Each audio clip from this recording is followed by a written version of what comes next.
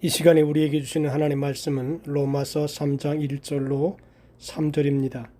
그런즉 유대인의 나음이 무엇이며 할례의 유익이 무엇이냐? 범사에 많으니 우선은 그들이 하나님의 말씀을 맡았음이니 어떤 자들이 믿지 아니하였으면 어찌하리요? 그 믿지 아니함이 하나님의 미쁘심을 패하겠느냐? 아멘.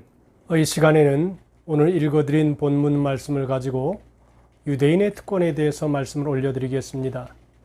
바울은 이방인의 죄를 지적했습니다. 또 양심적으로 산다는 사람들의 죄도 지적했습니다.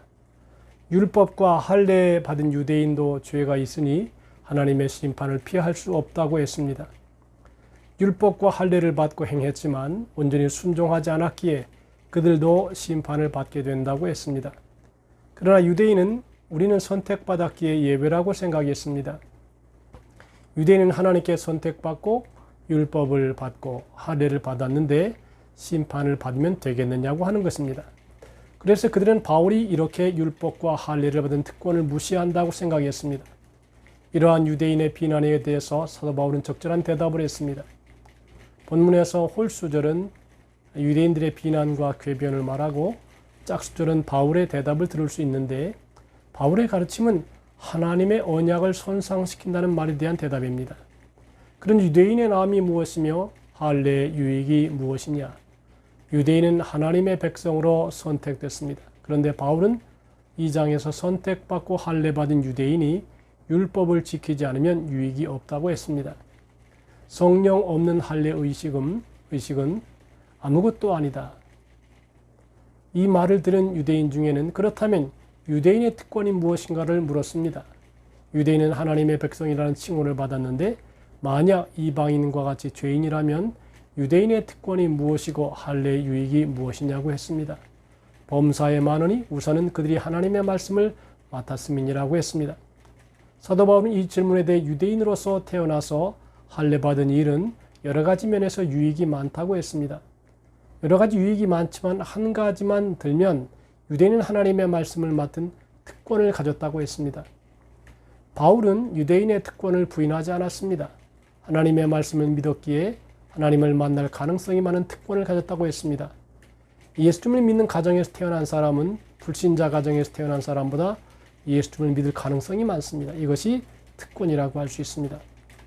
하나님은 어느 민족에게도 유대인같이 직접 나타나서 계시한 적이 없습니다. 하나님은 유대 민족에게 자신이 어떤 분이며 뜻이 무엇인지 자세히 가르쳐 주었습니다. 인류의 구원을 약속하고 그것이 어떻게 성취될 것인지를 말씀으로 기록한 후에 그 계시를 유대인에게 위탁했습니다. 하나님의 신적 계시를 받고 위임을 받았음은 세상 어느 민족도 누리지 못한 특권입니다. 바울은 이 한 가지만 생각해도 유대인이 하나님의 축복을 받은 특별한 민족임을 충분히 알 수 있다고 했습니다.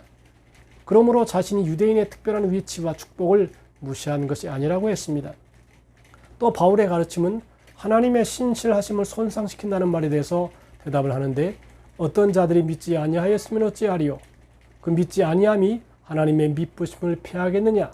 이스라엘 백성이 하나님을 믿지 않아서 그 계획이 취소된다면 하나님이 어떻게 신실하신가? 선택된 유대인은 하나님의 말씀을 받았지만 순종하지 않았습니다. 하나님의 약속한 메시아를 스스로 거부했기에 하나님의 약속에 참여할 수가 없게 되었다는 것입니다. 따라서 하나님이 신실하다고 하지만 사람이 하나님의 말씀을 믿지 않으면 무효가 되는데 하나님의 신실함이 무슨 소용이 있느냐는 것입니다. 사람의 불신이 하나님의 미쁘심을 피하는 것이 아니냐고 했습니다. 그러나 사도 바울은 그럴 수 없느니라. 사람은 다 거짓되되 오직 하나님은 참되시다 할지어다 기록된 바 주께서 주의 말씀에 의롭다 함을 얻으시고 판단받으실 때 이기려 하심이라고 함과 같다고 얘기했습니다. 유대인은 바울의 주장대로라면 하나님을 믿지 않았다고 이스라엘을 버렸다고 생각했습니다. 그래서 하나님의 말씀을 받았음이 유대인에게 무엇이 유익하냐고 질문하지만 바울은 이 질문에 그렇지 않다고 했습니다. 사람은 거짓되고 믿을 수 없지만 하나님은 한번 약속한 일을 끝까지 책임을 지십니다. 유대인이 하나님을 믿지 않아 이방 민족의 포로가 됐어도 하나님이 이스라엘을 영원히 버린 것은 아닙니다. 하나님은 아브라함과 후손에게 복을 주겠다고 약속했습니다. 따라서 약속은 여전히 유효하다는 것입니다. 이를 로마서 9장과 11장에서 자세히 다루겠지만 결국 이스라엘은 다시 돌아올 것입니다. 하나님은 유대인을 결코 버리지 않겠다고 아브라함에게 약속했습니다. 유대인은 하나님께 신실하지 못했지만 하나님은 신실하게 되었습니다. 사람이 하나님의 말씀을 믿지 않았다고 하나님의 신실하심을 무효화하지 못합니다. 내가 진리를 무시했다고 진리 자체를 파괴하거나 바꿀 수는 없는 것입니다. 그래서 다윗은 이런 고백을 했습니다. 내가 주께만 범죄하여 주의 목전에 악을 행하여 싸우니 주께서 말씀하실 때 의로우시다 하고 주께서 심판하실 때 순전하시다 하리이다. 다윗은 자신이 하나님께 범죄했고 악을 행했다고 고백했습니다. 그래서 죄로 인해 심판을 받았습니다. 다윗은 하나님의 말씀이 의로우며 주님의 판단이 옳다고 했습니다. 하나님은 나단을 보내서 다윗의 죄를 지적했고 그 지적이 옳다고 동의했습니다. 그 후 하나님은 자기의 죄를 인정하고 회개하는 다윗을 용서해 주셨습니다. 다윗은 하나님 앞에 신실하지 않게 행동했지만 하나님은 신실하게 대해 주셨습니다.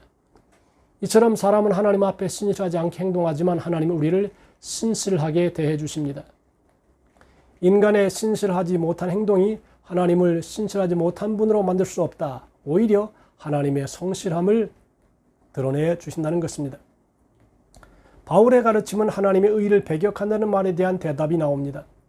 그러나 우리 불의가 하나님의 의를 드러나게 하면 무슨 말하리요? 우리의 죄 때문에 하나님이 구원해 주셨다면 유대인의 죄가 하나님의 의를 드러냈는데 어떻게 하나님이 진노할 수 있겠는가? 만일 하나님이 유대인을 심판한다면 불의한 분이 아니냐? 우리의 죄가 하나님의 의를 드러내는 도구가 되었는데 하나님이 어찌 우리에게 화를 낼 수 있는가라는 이런 이야기와도 같습니다. 가룟 유다가 예수님을 팔았기에 예수님이 십자가에 죽어서 우리 죄가 용서받았습니다. 자기 죄가 오히려 하나님의 신실함을 드러내는 도구가 되었기에 심판받지 않아도 된다는 궤변일 뿐입니다. 하나님을 믿지 않는 사람들에게는 궤변이 많습니다. 그래서 이상한 논리로 하나님께 변명하고 대항합니다. 궤변은 상대편을 이론적으로 이기기 위해 거짓된 논리로 얘기하는 것입니다. 인간의 불의와 믿음이 없음이 하나님의 의를 드러낸다는 말이 아니라 하나님이 죄를 싫어하기에 심판할 뿐이라는 것입니다. 그러나 가룟 유다를 배신자, 반역자라고 한다면 잘못이다. 아담과 하와가 선악과를 따먹기에 오히려 잘한 일이라고 하면 이런 논리는 궤변일 뿐이라고 하는 것입니다. 하나님의 의를 드러내는 도구로 사용되었는데 왜 하나님이 심판하겠느냐라는 질문에 대해서 사도 바울은 내가 사람의 말대로 말하노니 진노를 내리시는 하나님이 불의하시냐? 결코 그렇지 아니하니라. 만일 그러하면 하나님께서 어찌 세상을 심판하시리요라고 말했습니다. 심판하는 하나님이 결코 불의하지 않다고 하신 것입니다. 불의하다면 어떻게 세상을 심판하겠느냐? 사람의 말하는 대로 나도 이야기를 하면 세상이 불의한데 세상을 심판하는 것으로 보면 의로운 분이라고 하는 것입니다. 심판하지 않았다면 불의하지만 심판하시는 것을 보니 의로운 분입니다. 그러나 하나님은 우리가 의로울 때에 그 아들을 보내주지 않았습니다. 하나님을 거역하고 죄를 쫓을 때 자기 아들을 보내서 우리를 위해 죽게 했습니다. 따라서 우리 죄는 우리를 향한 하나님의 사랑이 얼마나 큰지 드러내는 도구가 되는 것입니다. 하나님은 죄 지은 자에게 진노하시고 의로운 분입니다. 바울은 하나님의 영광으로 악을 행하자는 말에 대한 답변을 이렇게 합니다. 그러나 나의 거짓말로 하나님의 참되심이 더 풍성하여 그의 영광이 되었다면 어찌 내가 죄인처럼 심판을 받으리요? 또 이렇게 바울은 항의했습니다. 나의 거짓말이야말로 하나님의 참되심이 더 풍성해져서 하나님의 영광을 받았다면 내가 왜 죄인처럼 심판을 받아야 한단 말인가? 또는 그러면 선을 이루기 위해서 악을 행하자 하지 않겠느냐? 어떤 아들이 이렇게 비방하여 우리가 이런 말을 한다고 하니 그들은 정죄받는 것이 마땅하니라. 그러나 바울은 이러한 주장을 대꾸하지 않고 비난받아 마땅한 이야기라고 한마디로 무시해버렸습니다.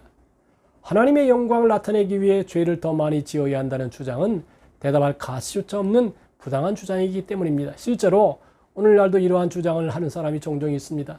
어떤 단체는 우리는 구원을 받았기에 아무리 죄를 지어도 하나님의 심판을 받지 않으니 죄를 지어도 된다고 말합니다. 또 어떤 사람은 우리가 큰 죄를 지을수록 그 죄를 용서하시는 하나님의 사랑이 크게 나타난다고 말합니다. 그래서 우리가 큰 죄를 지을수록 하나님의 영광이 나타난다고 말합니다. 그러나 하나님이 우리를 은혜로 구원하기에 죄를 지어도 된다는 주장은 궤변일 뿐인 것입니다. 우리의 죄 때문에 예수 그리스도가 십자가에 달려 죽었음을 아는데 어떻게 다시 죄를 사랑하며 그 가운데 살 수 있겠는가라고 하는 것입니다.